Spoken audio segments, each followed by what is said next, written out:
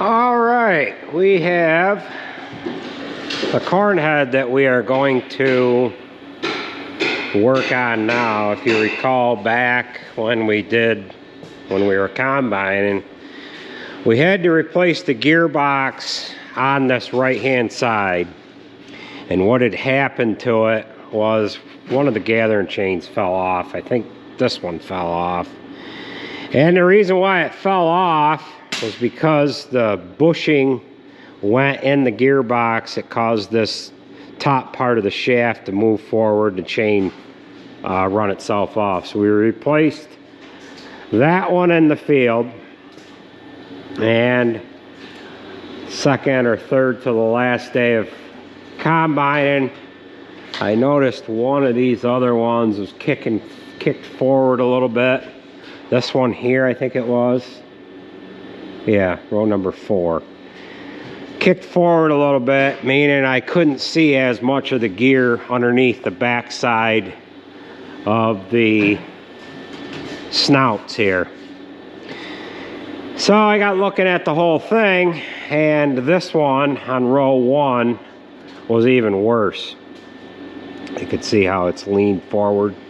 I could shove my fingers right underneath there. I can't quite get underneath this one. We'll go back over to the other side here. Row number 6, that's brand new, and that is real tight. I mean, I can't even get the tip of my finger in there. So what we're gonna do is we have to replace the gearbox on row 1 because the shaft will have gotten into the cast part of the gearbox, and this row here is shot. Row number 4 might be shot too, but we're going to take all of these off and we are going to rebuild them. We're going to put new bushings in there. There's a spring that runs the grease from the bottom side to the top. You load the bottom with corn head grease. You take this plug out at the top and you make sure the grease comes out. Well, these will have, number 6 had grease in it still. Just the fact that the grease wasn't making its way up to the top is the reason why these bushings are gone. So we're hoping that we only need to replace this one, not the other 4. I do have 2 complete gearboxes in the crate there. They're like $25 or $600 a piece, and yeah, with this having the amount of time on it, it's just you have to do this stuff, and it should have been done. Gearboxes should have been rebuilt last year, but the bearings seemed all tight in them and fine. So we need to get all of the plastic off of this head. Then we'll have to go through and take each row unit itself off. We're probably gonna need a stock roll puller to get the stock rolls off. Sometimes they'll come off without the puller, and yeah. All right, so we've got all of the plastic removed and all of our gathering chains. Now the one I seen first was number 4 down there, and that's actually pretty bad, but this one was the worst one. And we've got this left-hand sprocket. It's a little wiggly, but the right one's even worse. 2 and 3 are in pretty good shape.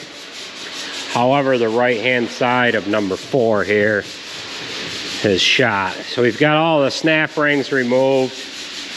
We'll go ahead and pull all of our gears. And that one's got a little slop to it, but not much.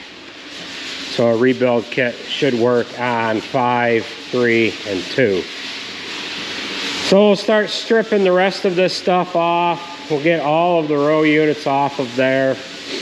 And number 1 and number 4 are going to come out of them boxes there. So we're going to have to remove the snap and rolls from those 2, and we're either going to have to make a puller or borrow Kaz's puller to get the snapping rolls off. So we'll go ahead and pull all of our gears, and then we can raise the head up, get underneath it, and we'll take the deck plate rod off all the way down through. Instead of doing them one at a time, I think I'm just going to remove all of these, set them on the floor, and then if we need this bay for something else, we can use it for that.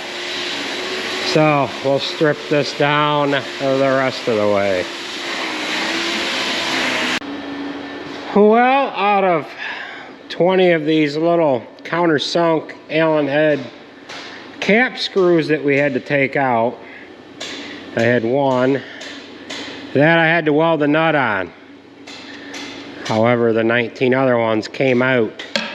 So that little guy right there did not want to move, and it stripped the top of it out. While we were working on that, Kaz dropped off these sprockets that are going to go on our auger shafts. So we're going to go ahead and get them on there, make a new chain up, get that all on, and then that will be done. So let's go ahead and get these on now.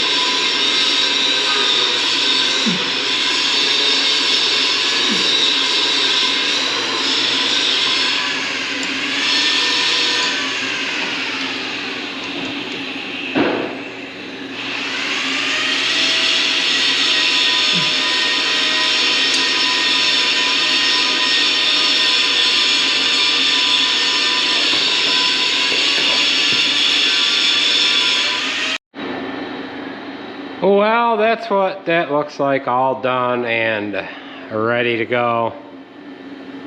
New sprockets, new drive chain, new augers, the whole 9 yards. So now what we're gonna do is we're gonna unhook everything underneath the head. We've got to drain the chain case on this side so that we can pull the hex shaft out through the drive units.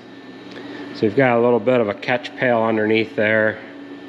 There's not all that much in it. We'll pull this cover off, and then we can pull the sprocket off, get the bearing removed, undo all that stuff, and then this hex shaft that drives half of the head can come out through here, and then that'll allow us to be able to get the row units unclipped from the actual framework of the head. So that's what we're doing now.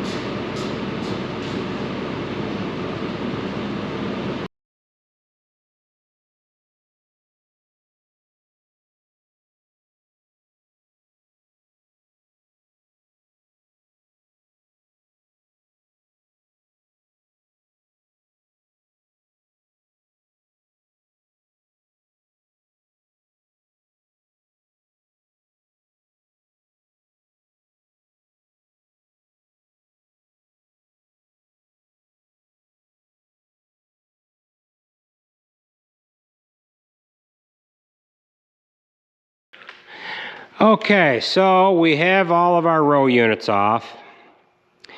And I've got the deck plates unbolted from the stock roller slash gearbox assembly. Yeah, we've got the combine out of here. We don't need that in here anymore. That's taking up a lot of room. Had to get this tractor in here, and that'll be in the next video. We'll talk about the problem that we're having with the 9410. The 9560 had to go on the spreader here a little while ago because of the problem that we're having with that. But at any rate, we're going to go into that in the next video. We're just going to talk about these here for a short little bit. This video is not all that long. The last video I did was overly long, and some people don't have an attention span long enough to watch these long videos, so I've got to shorten them up a little bit. What we're going to do, being that we have the gearbox, the 6th one is new. Number 1 was bad, and number 4. What we're going to do is we have to replace 2 of them. I've got one up on the bench, and I've got another one right here that's right into the gearbox. This one that's on the bench is the same thing. So you can see that it is 8 right into the housing. So the housing gearbox assembly is no good. We got to pull the stock rollers off and whatever like that. What we're going to do is we're going to put the 2 brand new ones in the number 5 and the number 4 position. That way, the right hand side of the head will have new gearboxes. And then the left side, if we run into any issues down the road, which we shouldn't, once we get these rebushed and get a new spring in there to run that grease to the top, we should be good for a long time. Now, I have gotten comments on, geez, you're putting too much money into the combine and stuff like that. Some of you have also asked, you know, how many hours do you have on the combine? Well, there's, if I remember right, there's like 4,700 on the engine and 3,400 on the separator. Doesn't have a lot of hours on it, really. Yes, we've put a lot of money into it, but a new combine, an S770 with an 8-row head and a 25-foot grain platform is $680,000. So right around that $700,000 mark. When we get done working on the combine, we will tally up everything that we've put into it this year. A lot of this stuff, this work that we're doing to the corn head, that is stuff that has been wearing out over the lifetime of the corn head. The combine's going to be 20 years old this year. Now, we don't do a lot of acres with the combine, about 1,000 acres a year, 450 or so of wheat, and about 550 so of corn. We have done upwards of 1,000 acres with that combine and corn before, but that's rare anymore. Now, that combine back in the day was suitable for, you know, 300-400 acres of each crop. Maybe you do 1,000 to 1,200 acres a year with it when it's brand new. It's 20 years old. Now, I know some of you think that we should buy a brand new one and we got to stay up on the equipment and we're not staying efficient and all this stuff with this older combine. Maybe so, but we're not putting as much money into it as what it would cost to make that payment on a new one. Now, for example, we feed a lot more cows than what you see here on YouTube of different guys of what they're feeding for animals and whatever. And I'm just giving you somewhat of an example here because most of you that are commenting about, hey, you should buy a brand new combine, you guys are seeing other farms and other channels that they buy brand new equipment every other year. That is economical for them. But, for example, our mixer wagons, we bought a brand new one last year. The last new mixer wagon that we bought was 9 years ago. Now, I don't want to hear anybody say that all the downtime, we don't have no downtime with our mixer wagons. Just to give you an example of the amount of use that we're getting out of the mixer wagon, for example, that's the same amount of use that an 8, 9, 10,000 acre farm is getting out of their combine. So there's another YouTuber that he has to switch his mixer wagons out every 2 years because they do not want to be broke down with their mixer wagon. It's economical for them. They don't have the shop to work on the stuff. They want to get in and out of a mixer and have a real nice mixer to trade in for somebody to buy secondhand. It's kind of hard to get somebody to buy something that is right at the point where it's just about wore out. They're trading every 2 years. It costs them a lot of money, but then they don't have the cost of a building like this and the different equipment that it takes to work on this stuff. So not every situation works the same on every farm. At the end of the day, your sanity would probably be a little better if you didn't have to work on all this stuff. But then I don't want to lay in bed at night wondering how I'm going to be making that machinery payment. If I have to make a machinery payment, I know ahead of time what I have to make. At least with these repairs like this, they're kind of a surprise. They come at us at different times, different cost factors come into play, and every so often I get surprised. I kind of like that. I like that a little better than dealing with an equipment payment.